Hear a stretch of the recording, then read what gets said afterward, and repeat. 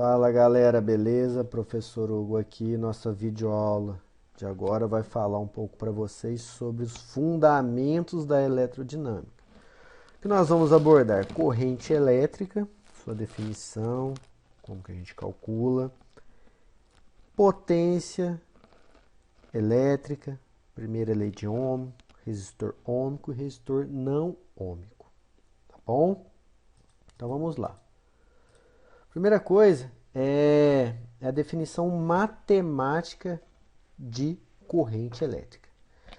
Corrente elétrica, a gente está aqui na eletrodinâmica, a corrente elétrica vão ser os elétrons que vão trafegar, vão passar através de uma seção transversal, vão fluir por um condutor. Esses elétrons, eles possuem carga, certo? E essa carga vai ser transferida em uma determinada quantidade de tempo. Se eu tiver quanto de carga, ou seja, quantos elétrons, eu tenho quanto cada elétron tem de carga, eu tenho o total de carga. E o tempo transferido, eu tenho a corrente elétrica. Daí vem a definição matemática. Vejam só. Durante um certo intervalo de tempo ΔT, passa pela seção considerada um N elétrons. A gente já viu que a quantização da carga, N quantidade que fluiu, número de elétrons, vezes o E, que é a carga elementar, é a carga de um único elétron, que vale 1,6 vezes 10 elevado a menos 19. Se eu tenho quantos elétrons, vejam só que está em modo para eu pegar o valor positivo. Quantos elétrons eu tenho a carga de cada elétron, eu tenho quanto de carga foi transferida. Corrente elétrica, então, é a carga dividido pelo tempo. Vejam só, Coulomb por segundo, carga é Coulomb, tempo é segundo. Então, nessa imagem aqui, o que a gente tem que ter para guardar de importante? A quantização, relembrando a quantização da carga elétrica, que é igual a N vezes E, com o E valendo 1,6 vezes 10 a menos 19 coulombs. E a corrente é essa quantidade de carga que foi transferida por função do tempo. Vejam só. Essa é a definição matemática de corrente elétrica. Então, se corrente é carga pelo tempo, Coulomb por segundo, dificilmente vocês vão ver essa unidade sendo trabalhada nos exercícios. Vocês vão ver a unidade, o ampere. Certo? 1 ampere é o quê? 1 coulomb que trafega em 1 segundo. 1 coulomb, pessoal, é muito elétron que trafega. É muito usual vocês verem, ao trabalhar com corrente elétrica, valores muito baixos de corrente elétrica. E utiliza-se a notação com potências de 10 e suas nomenclaturas. O miliampere, 10 a menos 3. Microampere, 10 a menos 6. Nanoampere 10 a menos 9, picoampere 10 a menos 12. É muito comum. Um exercício resolvido. A intensidade da corrente elétrica que passa por um condutor metálico varia com o tempo de acordo com o diagrama a seguir. Pede o modo da carga elétrica que passa por ele e a corrente. Quando nós temos um gráfico corrente por tempo, a área do gráfico indica para a gente a quantidade de carga elétrica transferida. No caso, a área do trapézio. A área do trapézio, pessoal, base maior, 8. Base menor, de 2 até 6, 4. Vezes a altura, 10, dividido por 2. Então, eu terei 60 coulombs foram transferidos nesse gráfico aqui. Se eu quero a corrente, se 60 coulombs foram transferidos em 8 segundos, eu tenho uma corrente de 7,5 amperes. Ok? Continuando. Bipolo elétrico. Bipolo, pessoal, esse nome não é muito comum, mas é qualquer equipamento que vai ser percorrido por uma corrente elétrica e ele vai produzir algum efeito. Certo? O objetivo aqui é mostrar como que é calculada a potência elétrica desenvolvida quando esse bipolo elétrico ou esse equipamento está ligado a uma fonte ou a um gerador. Nós já vimos na eletrostática que trabalho para se movimentar uma carga elétrica de um potencial para o outro é o valor da carga vezes a diferença de potencial que eu estou tentando vencer. Então, trabalho é igual a carga vezes a diferença de potencial. Beleza. Potência, pessoal, a definição de potência é trabalho em função do tempo. Quão potente é um elemento? O quanto ele consegue realizar de trabalho em função do tempo. Pois bem, se trabalho é carga vezes diferença de potencial, eu posso substituir aqui. Olha só, carga no tempo, nós vimos lá atrás que é corrente elétrica. Então, a potência média desenvolvida por um equipamento é a sua tensão, U, ou diferença de potencial, vezes a corrente que passa por ele. Certo? A unidade da potência, se é energia em função do tempo, ou trabalho em função do tempo, energia, capacidade de produzir alguma coisa, é joule por segundo. Repito, joule por segundo vocês não vão ver muito comum. Vocês verão o watt, certo? Então, potência de um equipamento é dada pela relação da sua tensão vezes a sua corrente.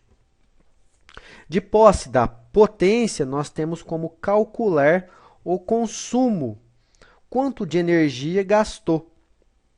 Vejam só, agora entra um outro estudo, que não é muito comum calcularmos energia consumida em joule. Utiliza-se a notação quilowatt-hora. Então, para eu calcular a energia, eu vou pegar a potência em watt, vezes o tempo em hora, dividir tudo por 1000, que aí minha potência dividido por 1000 virou quilowatt, vezes o tempo em hora, quilowatt-hora. Então, a unidade é o quilowatt-hora. Para fins de conhecimento, 1 kWh equivale a 3,6 vezes 10 a sexta joules transferidos. Certo? Vamos ver esse exemplo aqui que vai mostrar para você essa aplicação. Considere a casa com os seguintes equipamentos e suas potências e o tempo de uso. Supondo que os únicos equipamentos existentes na casa são esses e que a concessionária cobra 30 centavos pelo quilowatt-hora, como fazer para estimar o valor da energia, da conta de energia? Então, vamos lá. Ó. Chuveiro, 4.400, 1 hora por dia. 4.400 dividido por 1.000, 4,4 kW, vezes 1 hora, 4,4 kWh por dia. TV, 150 watts, 4 horas por dia.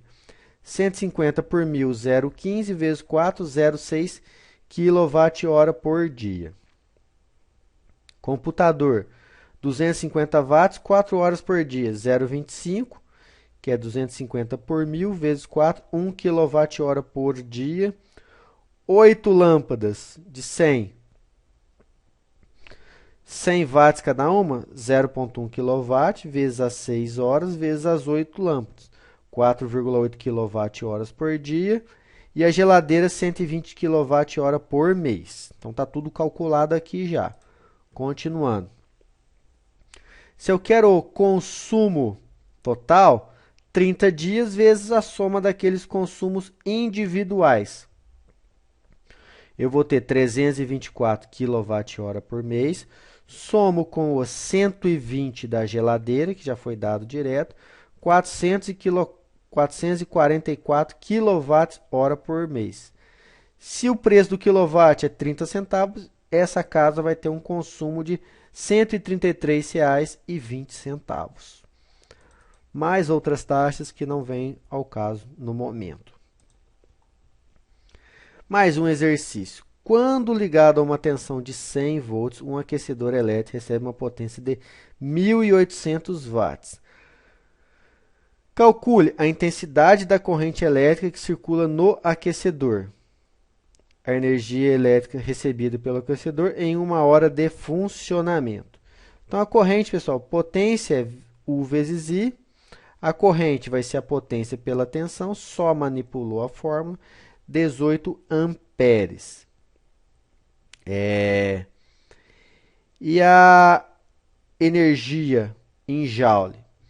Então, a potência é 1.800 watts. Então, 1.800 joules por segundo.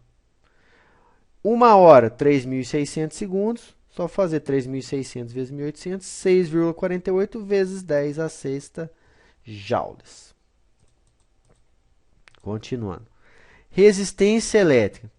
Quando nós temos um condutor, um equipamento submetido a uma tensão U, ou diferente potencial, ele vai ser percorrido por uma corrente. Resistência elétrica é a relação dessa tensão dividido pela corrente. A sua unidade, pessoal, volt dividido por ampere. Não vão ver. A unidade é o ohm, em homenagem ao George Simon Ohm, descobridor, trabalhador em cima desses tópicos. Outra coisa importante. Dois tipos de resistores, os ôhmicos e os não ôhmicos. Vamos falar do não ôhmico primeiro. O resistor não ôhmico é aquele que apresenta diferentes valores de resistência em função do seu gráfico tensão pela corrente. O comportamento dele não é linear. Vejam só, é uma curva. Para cada hora que RA e RB, vejam só, eu tenho valores diferentes de resistência. Isso se dá em função de uma resistência não constante, provavelmente por variações de temperatura onde o elemento está inserido. Mas o importante para lembrar daqui é que o resistor não ôhmico, ele não apresenta a mesma resistência ao longo, à medida que a tensão e a corrente vão variando. As resistências são diferentes. E assim, para falar do resistor ôhmico, nós falamos da primeira lei de Ohm. A primeira lei de Ohm relaciona tensão, corrente e resistência sempre constantes. Essa é a razão, é a essência da primeira lei de Ohm. Ela é em cima do resistor ôhmico, por isso chama lei de Ohm. Então, toda vez que eu pegar tensão e corrente, tensão e corrente, tensão e corrente, quaisquer valores sobre um determinado elemento, o valor vai ser sempre o mesmo, que vai dar para a gente a resistência dele. É sempre constante. Aumenta a tensão, aumenta a corrente. Por quê? A resistência é constante. Daí mostra para a gente